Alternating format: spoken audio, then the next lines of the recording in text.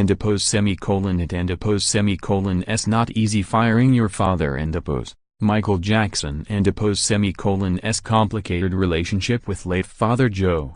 In 1983, Michael Jackson had just released Thriller, the album that eventually became the top-selling album of any artist of all time. He had just debuted his signature Moonwalk and won an astonishing 7 Grammys. Michael could do anything except go into a meeting with his father alone.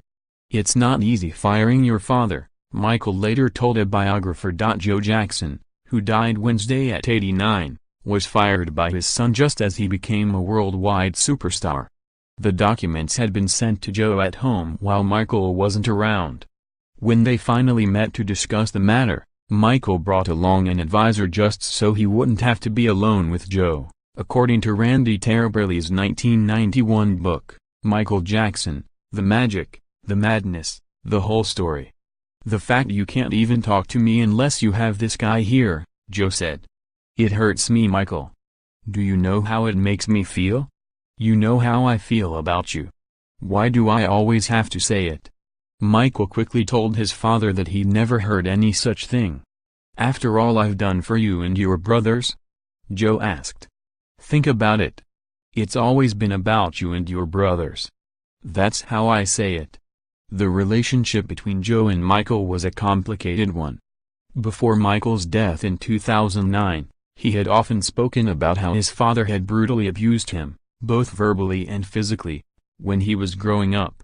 For starters, Joe also expected his sons to sing perfectly in the music group that he'd created, the Jackson 5, no matter how often they rehearsed, and they rehearsed relentlessly. "If you messed up you got hit, sometimes with a switch, sometimes with a belt," Michael wrote in Moonwalk, his 1988 autobiography. "Dad would make me so mad at him that I'd try to get back at him and get beaten all the more." View photos. Michael Jackson sits with brothers Randy and Marlon and their father, Joe, backstage at the Inglewood Forum in 1973. Photo, Michael Archives, Getty Images. More. Joe denied any abuse for years, but later said he had hit his children with a strap. He always gave excuses for his behavior. "I don't regret the beatings," Joe told Oprah in 2010. "It kept them out of jail and kept them right." It didn't keep Michael well, though. Even as an adult, he was afraid of his father. "I don't know if I was his golden child or whatever it was," Michael told Oprah in February 1993. "Some may call it a strict disciplinarian or whatever, but he was very strict. He was very hard. Just a look would scare you. There's been times when he'd come to see me, and I would get sick. I'd start to regurgitate." The story the Billie Jean singer told about his father was more forgiving by 2000.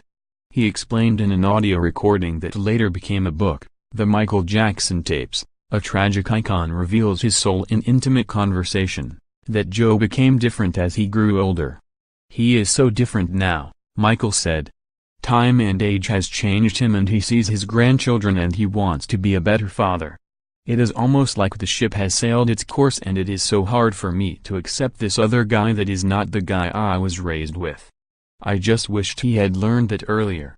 In 2001, Michael elaborated on his relationship with Joe in a speech about children and their parents.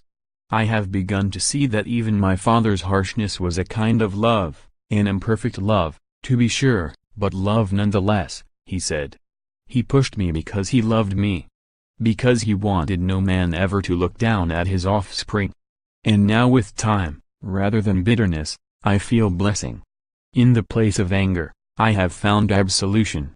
And in the place of revenge I have found reconciliation.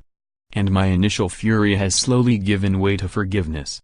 Joe appeared alongside Michael at the courthouse in 2005 when the singer was tried on charges of child molestation. View photos. Michael Jackson and his father arrive at his trial in 2005. Photo, Robin Beck/AFP/Getty Images. More. After Michael's death in 2009, Joe said Michael had tried to contact him shortly before he died from a deadly combination of drugs in his system. "The saddest part about the whole thing was Michael tried to reach me," Joe told CNN. He says, "Call my father. This was before he passed. He would know how to get me out of this. But they didn't get in touch with me. They said they couldn't find me, but I was right there. The Jackson family patriarch had kind things to say about his son in an impromptu news conference hours after Michael died. He tried his hardest to please everybody, Joe said outside the Jackson estate. He donated so much money to the sick. He helped the blind. He helped everybody that needed help, and he was glad to do it. I was very proud of my son. The legacy of Michael will still go on. I promise you that. Joe might have been closer to Michael in his later years, but he still wasn't part of the will the superstar left behind. The realization that he wouldn't benefit from the legacy in which he had been so instrumental